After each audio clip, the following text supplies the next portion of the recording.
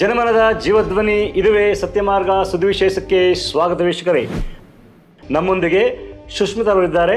ನಮಸ್ಕಾರ ಸುಷ್ಮಿತಾ. ಇಂದಿನ ಮುಖ್ಯಾಂಶಗಳು ನೋಡೋಣ. ಖಂಡಿತ ನೋಡೋಣ ಬನ್ನಿ.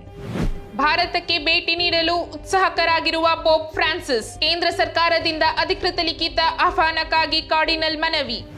ಅಮೃತ ಮಹೋತ್ಸವವನ್ನು ಆಚರಿಸಿಕೊಂಡ ಬಳ್ಳಾರಿ ಧರ್ಮಕ್ಷೇತ್ರ, ಮುಖ್ಯಮಂತ್ರಿ ಸಿದ್ದರಾಮಯ್ಯ ಹಾಗೂ ಹಲವು ಧರ್ಮಾಧ್ಯಕ್ಷರುಗಳು ಕಾರ್ಯಕ್ರಮದಲ್ಲಿ ಭಾಗಿ. ಮೈಸೂರು ಧರ್ಮಕ್ಷೇತ್ರದಲ್ಲಿ ಯಶಸ್ವಿಯಾದ ಕ್ರಿಸ್ಮಸ್ ಗಾಯನ ಸ್ಪರ್ಧೆ, ಭದ್ರಾವತಿ ಧರ್ಮಕ್ಷೇತ್ರದಲ್ಲಿ ಕ್ರಿಸ್ಮಸ್ ಕಾರ್ಯಕ್ರಮ ಆಯೋಜನೆ.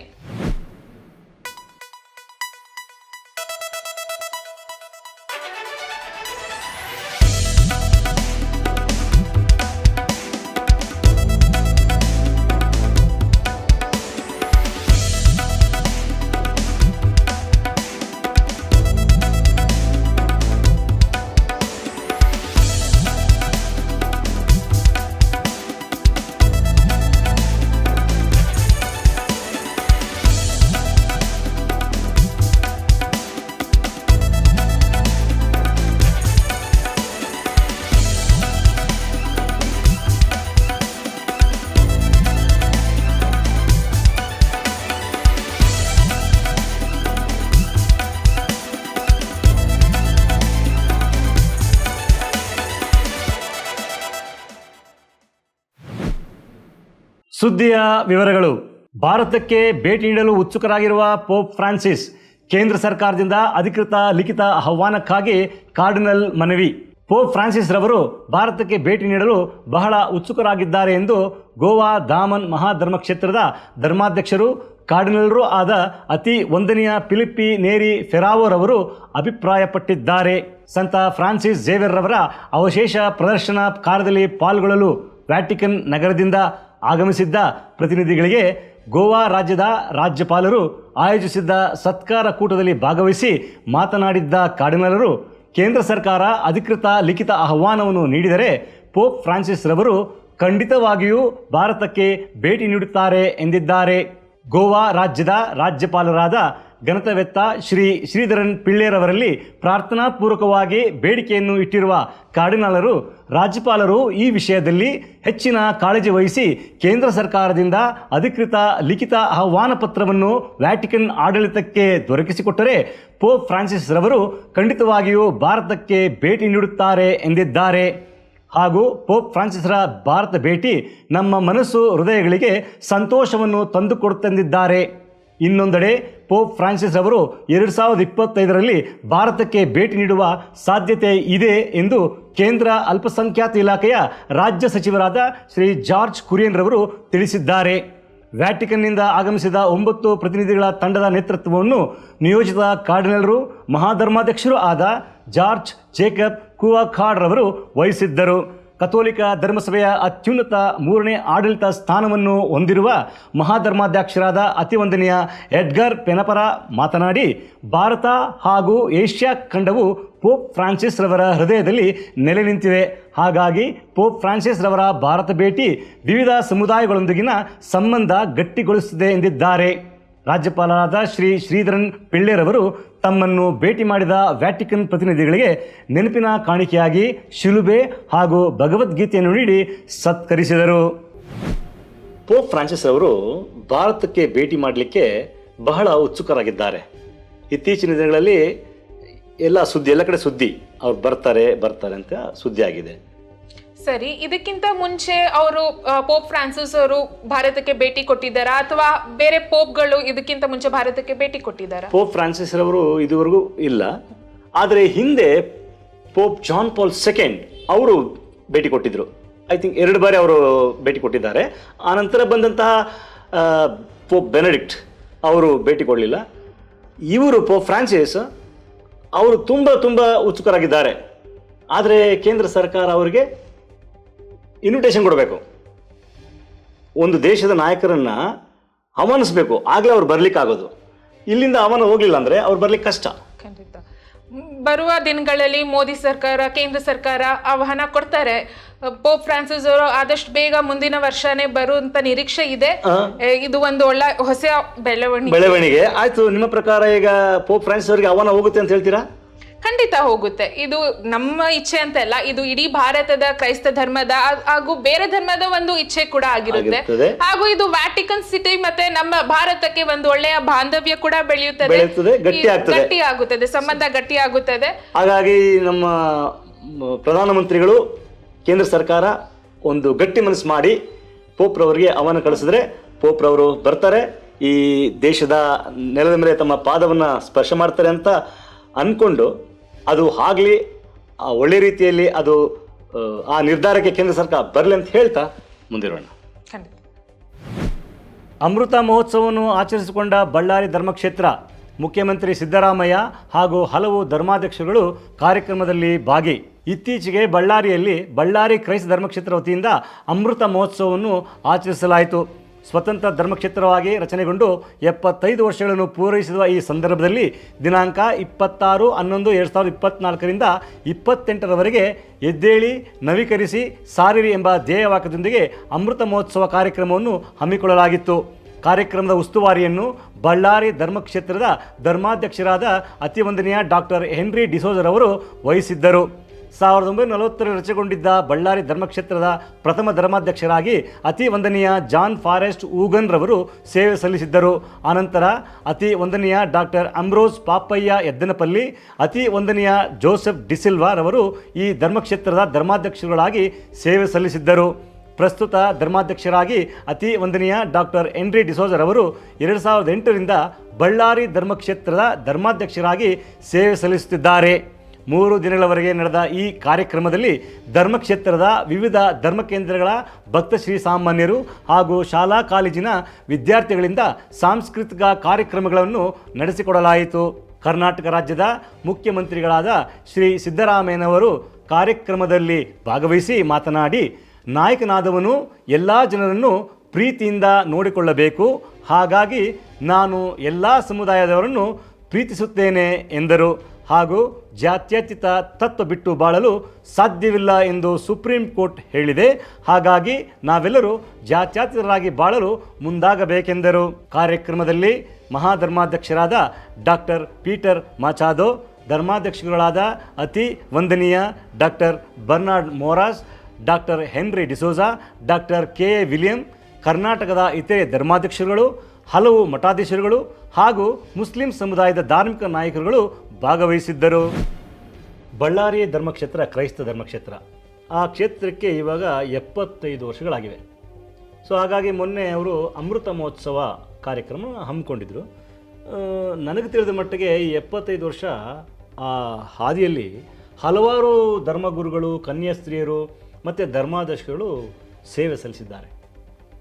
ಸೊ ಆ ಸೇವೆ ಅನನ್ಯ, ಅವ್ರು ಮಾಡಿರ್ತಕ್ಕಂಥ ಸೇವೆ ಸಾಧಾರಣದಲ್ಲ.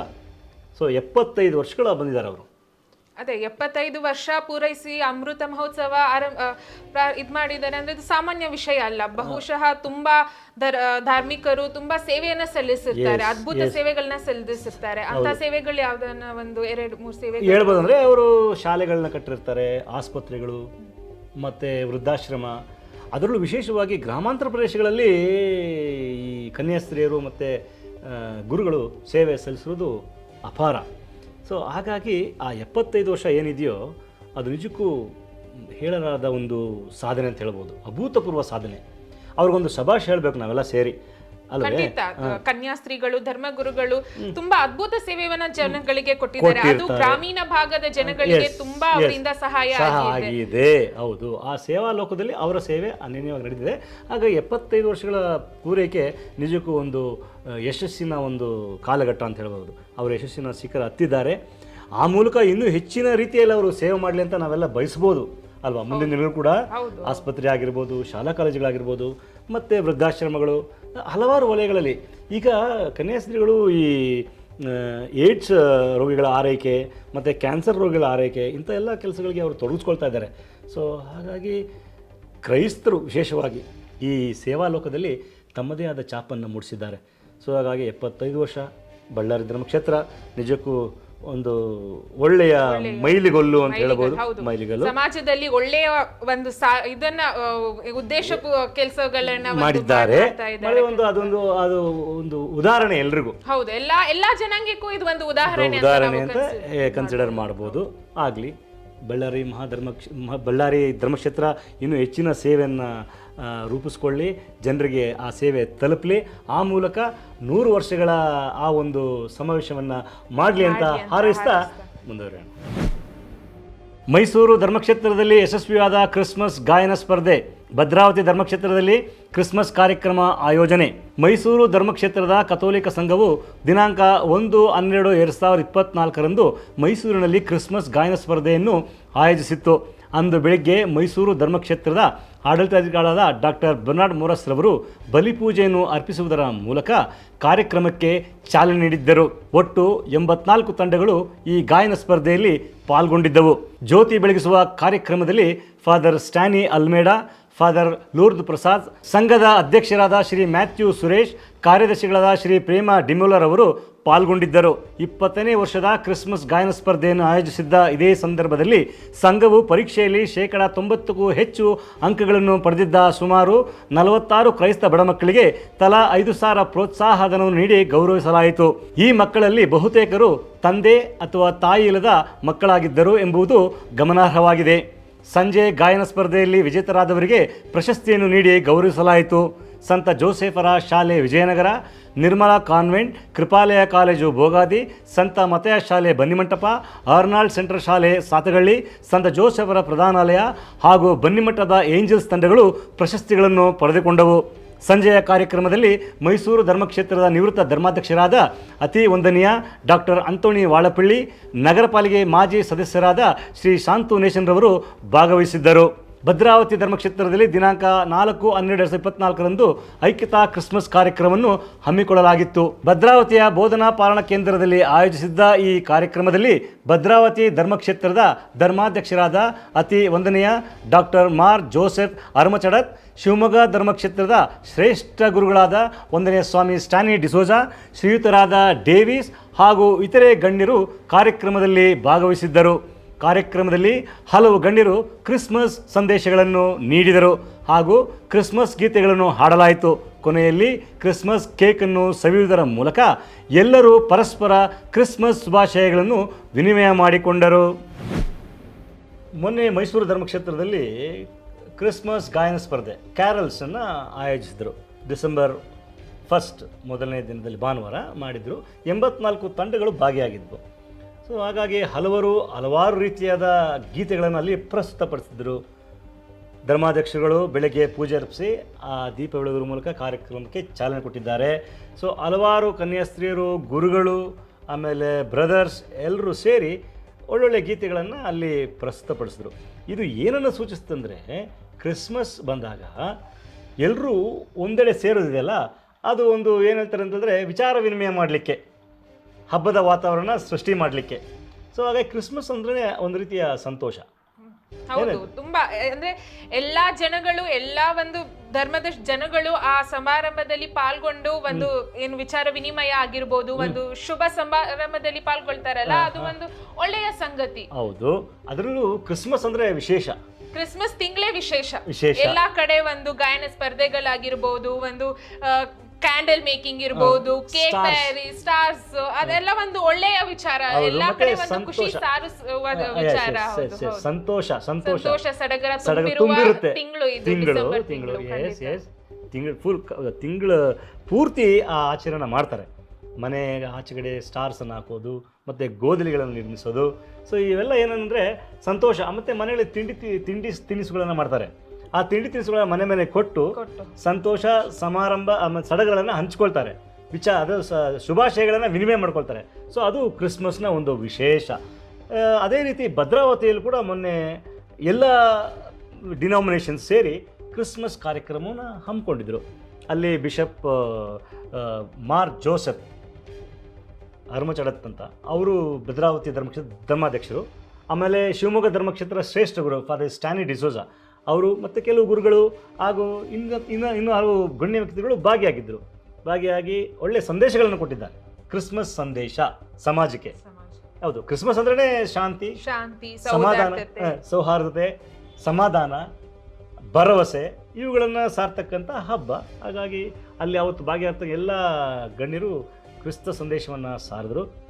ಕೊನೆಯಲ್ಲಿ ಕೇಕ್, ಸಿಹಿ ತಿನಿಸನ್ನು ಹಂಚಿಕೊಂಡು ಪರಸ್ಪರ ಶುಭಾಶಯಗಳನ್ನು ಕೋರ್ಕೊಂಡ್ರು. ಕ್ರಿಸ್ಮಸ್ ಗೀತೆಗಳನ್ನು ಹಾಡಿ ಆ ವಾತಾವರಣಕ್ಕೆ ಹೆಚ್ಚಿನ ಹಿಂಬನ್ನು ಕೊಟ್ಟಿದ್ದರು.